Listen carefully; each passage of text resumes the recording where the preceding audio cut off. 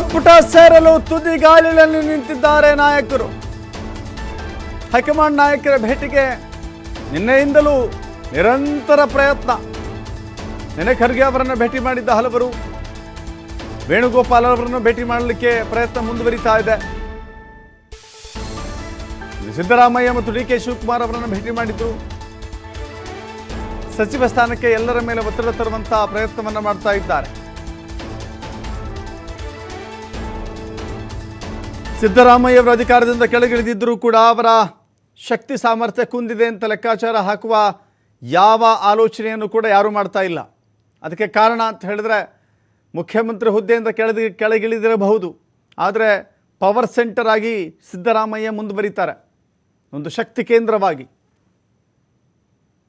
ಸಿದ್ದರಾಮಯ್ಯ ಮಾತನ್ನು ಕಡೆಗಣಿಸುವ, ಸಿದ್ದರಾಮಯ್ಯ ಮಾತನ್ನು ನಿರ್ಲಕ್ಷಿಸುವ ಹಂತದಲ್ಲಿ ಹೈಕಮಾಂಡ್ ಇಲ್ಲ, ಡಿ ಕೆ ಶಿವಕುಮಾರ್ ಕೂಡ ಇಲ್ಲ.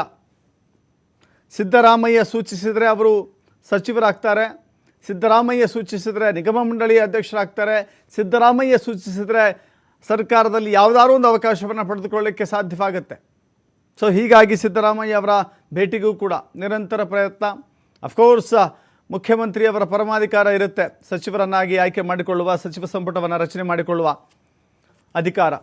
ಆದರೆ ಇಲ್ಲಿ ಹೈಕಮಾಂಡ್ ಮತ್ತು ಸಿದ್ದರಾಮಯ್ಯ ಎರಡೂ ಕೂಡ ಪರಿಗಣಿಸಬೇಕಾಗುತ್ತೆ. ಹೀಗಾಗಿ ಯಾರು ಸಚಿವರಾಗಿ ಆಯ್ಕೆಯಾಗ್ತಾರೆ ಅನ್ನೋದು ಈಗ ಕುತೂಹಲವನ್ನು ಕೆರಳಿಸ್ತಾ ಇದೆ. ನಾಳೆ ಮಂತ್ರಿಯಾಗುವಂಥ ಭಾಗ್ಯ, ಈ ಡಿ ಕೆ ಶಿವಕುಮಾರ್ ಸರ್ಕಾರದಲ್ಲಿ ಮಂತ್ರಿಯಾಗುವ ಭಾಗ್ಯ ಯಾರಿಗೆ ಸಿಗುತ್ತೆ ನೋಡಬೇಕಾಗಿದೆ.